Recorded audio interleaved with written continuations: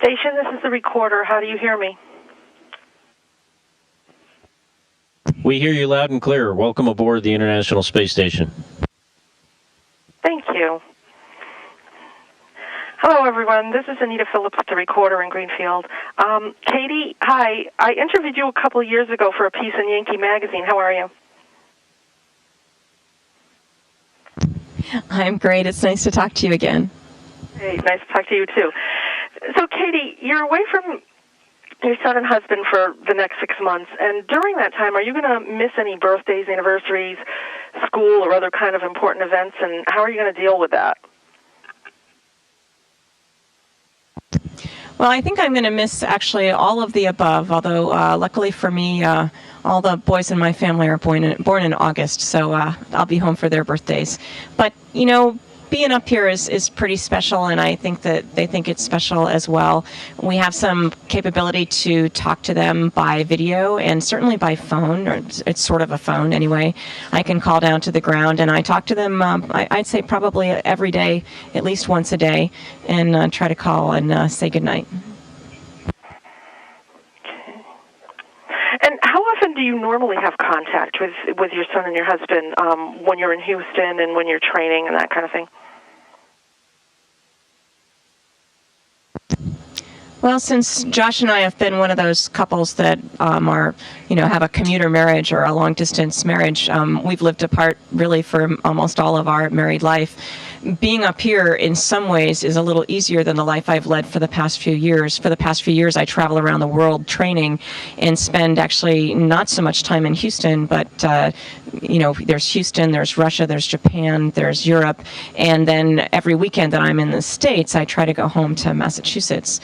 So it's been a little hard to see them, and I'm always calling from different time zones, but now I'm always on the same time. We're always the same number of hours apart.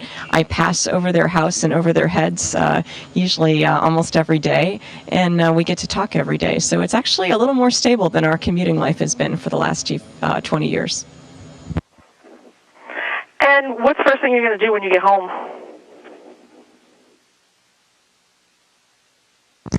Ooh, after the shower?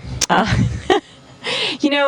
get pictures on, whenever I turn on my computer, I see a different picture that's been sent up, and many of them are from our home in Shelburne. And, I think just standing outside and looking outside and smelling the outdoors is going to be enough for me, no matter whether it's winter, spring, fall, or summer. Okay, how did you prepare? How was preparing to live on the space station different than, say, traveling on a shuttle, having to deal with, different countries, building different things, and how do you, and also up there, how are you dealing with accelerated bone loss and some of the other physical issues? Well, those are two big questions. The first one, in terms of preparing, we've got... We've had people flying on the International Space Station for a number of years now, and we actually know pretty much what we need to do up here and what we need to know how to do. And so there's a list of classes and things that I need to learn before I come up here. And so I've been doing that for the past few years, and to me the international part of it is very exciting, mostly because that's the way we operate, and so I'm very pleased to train the way we operate. And it's important to me to know some of the faces behind the voices that I hear when I talk to the various mission controls around the world. And so having trained in those countries with those people, I know who I'm talking to, they're talking to me, and I think it makes for more direct communication, and we get, I think, more work done in a quicker manner. In terms of the bone loss, we exercise almost 2 hours a day, both aerobic and weightlifting, and that seems to help with some of the bone loss. And I'm also a test subject for some different osteoporosis studies to understand how some of the different drugs work or don't work in our accelerated bone loss cases. So tell me a little bit about what you guys do up there during the day. When you get up, when you go to bed, what you eat, what you do for entertainment, and what you're doing work-wise all day long.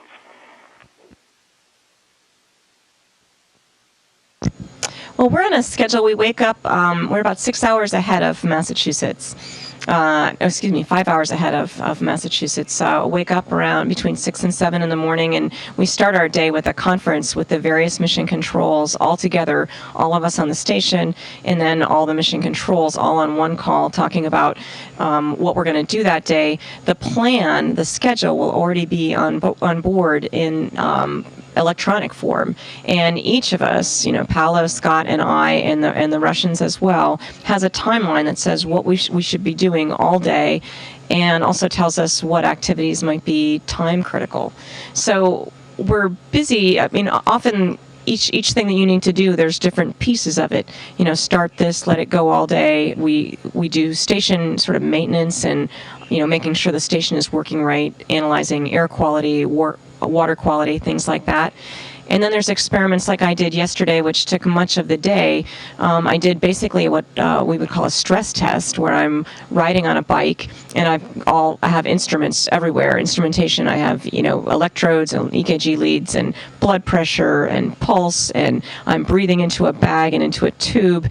And so we're able to understand exactly how my body's reacting under stress and how it reacts differently. So we're doing medical experiments, and then a number of different material science and plant growing, chemistry, you name the science, and we are doing it up here. And it's really fascinating to me as a polymer chemist who graduated from UMass right there in Amherst.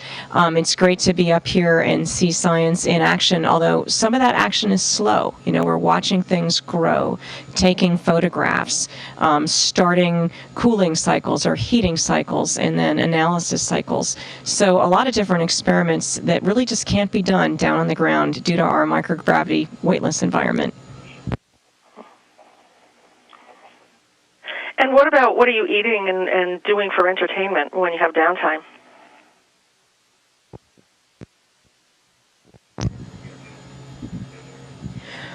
Well, for entertainment, actually, I think for Paolo and I are still pretty new up here. There's just floating around is just the most fun thing that we can do, and just understanding how to work in this environment.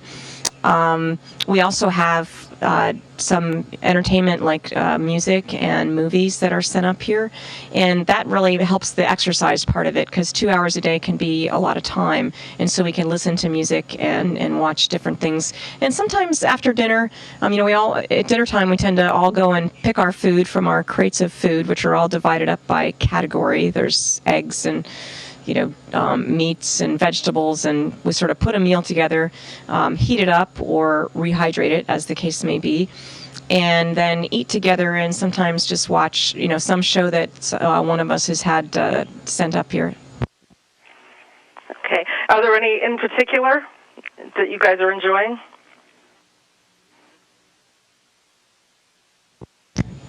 Scott says we're enjoying football. I'll take the fifth on that. I'm actually enjoying watching Scott watch football. That's pretty fun.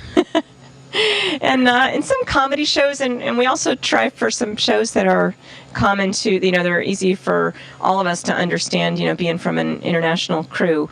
And so we've got some of the more physical comedy shows tend to be pretty funny. And I don't know, lately we all seem to be enjoying reruns of Seinfeld. How is what you guys are learning up there going to help me down here? What are you bringing back, or what do you think you'll be bringing back that might help me in my daily living?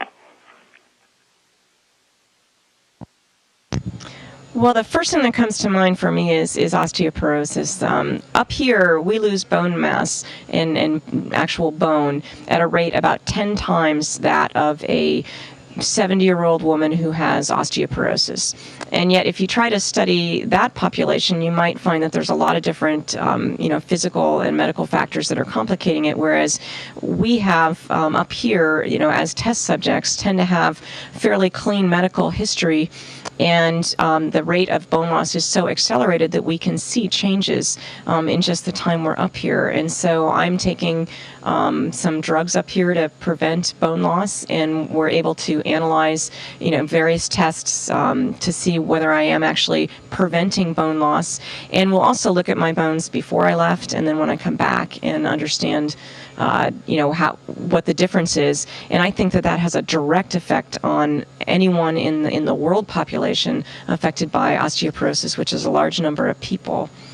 In terms of physical science experiments, we're understanding a lot about what materials and also what plants can really do. In that we can do experiments up here and take away a really big controlling factor down there on Earth, which is gravity. We can take most of that away, and we can understand more about how materials really act. We're able to identify active sites in viruses to lead to vaccines for diseases. A lot of different kinds of experiments, and it's fun to do them.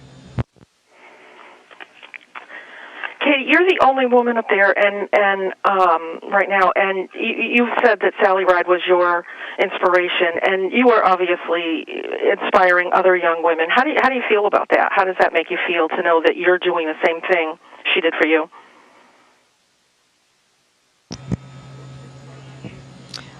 Well, I just try to do my best and do a good job and hope that when some young girl looks up and thinks, well, boy, she looks kind of normal, and if she can do that, then I can do that too, or I can do what I'd like to do.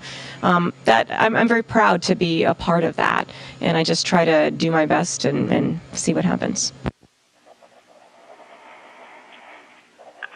And what about the view? What's the view like up there? Do you have windows all over the place where you can see out, or is that something you're going to have to wait until you go to the robotic arm? Or we have a cupola module, and it's got it's windows on all sides. They're not that big. They're about maybe 40 centimeters, or about a foot big. And then there's a big round one in the top. And most nights, I would say, after work, we go there. Or during the day, if you have time, you just go and look. And looking down at the Earth is it's simply amazing, and I'm not sure I will ever get tired of it. During the day, it's fascinating to see the detail, and at night, it's actually neat to see all the brightly lit cities go by, and helps me with my geography a little bit. It's a fascinating place both day and night. Okay, Katie, are you playing the flute up there?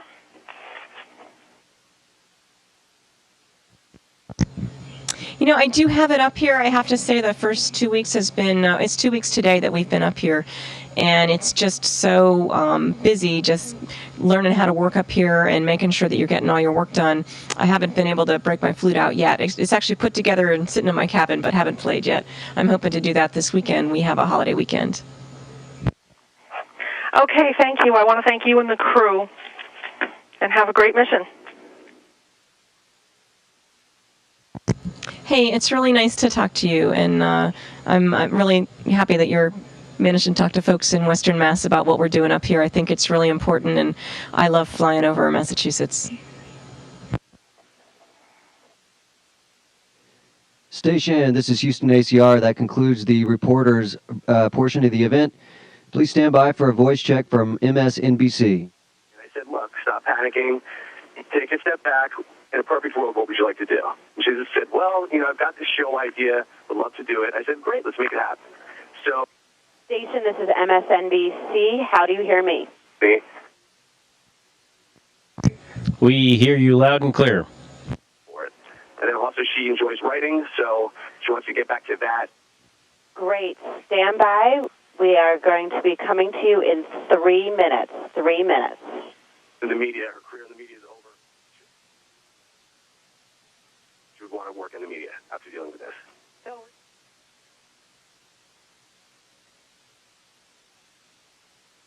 Years on the International Space Station for 10 years, if you can believe it. Up next, live from space, what it's like living on board.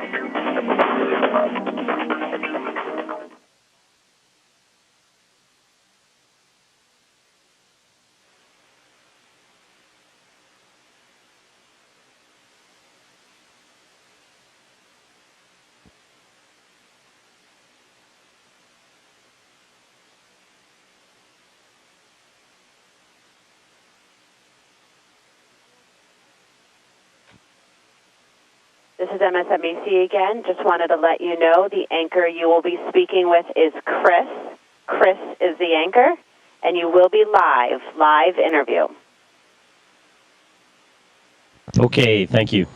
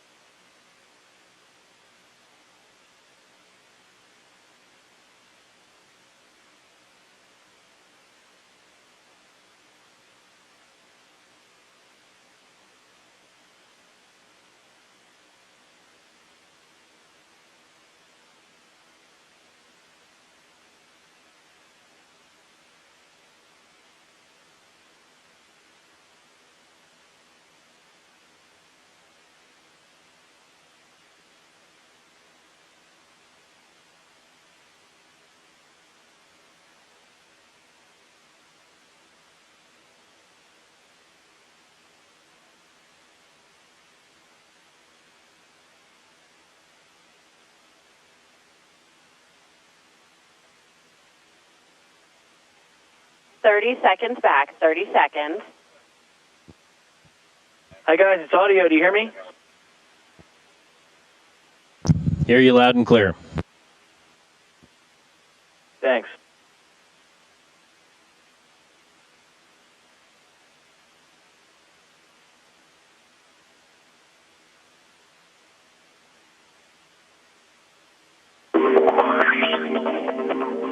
Now, if you're a glass half full kind of person, you might say that the thousands of Americans still waiting to get home after Christmas will at least have some interesting tales to tell. But no one, arguably, has a more unique holiday story than our next guest, even though they're just a few hundred miles from home.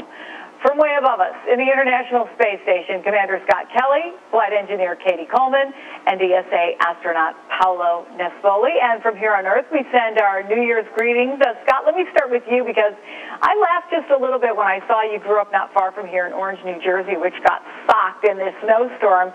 So I'm curious what you see from way up there.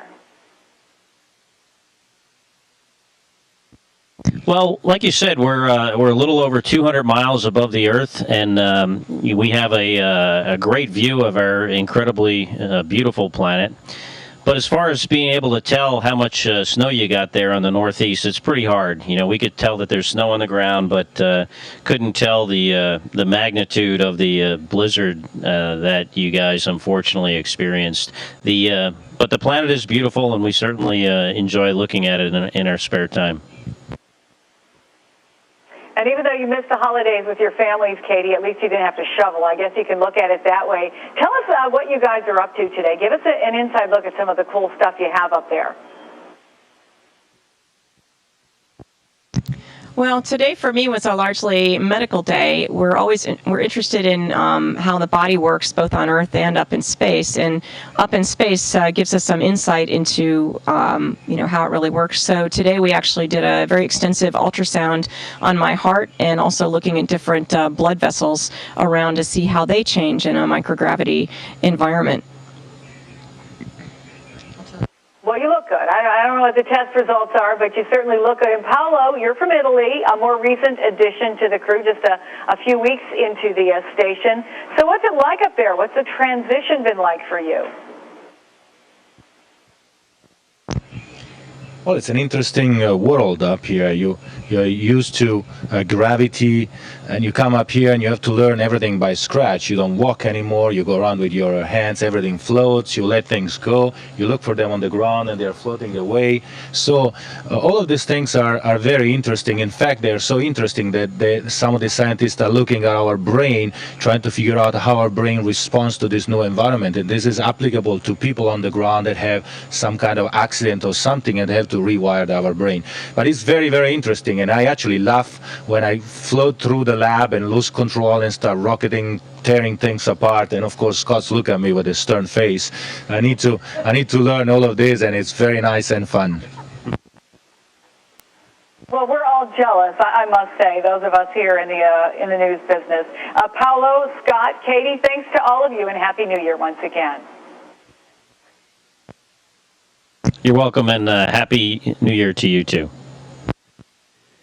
Station, this is Houston ACR. That concludes the event. Thank you. Thank you, the recorder and MSNBC. Station, we are now resuming operational communications.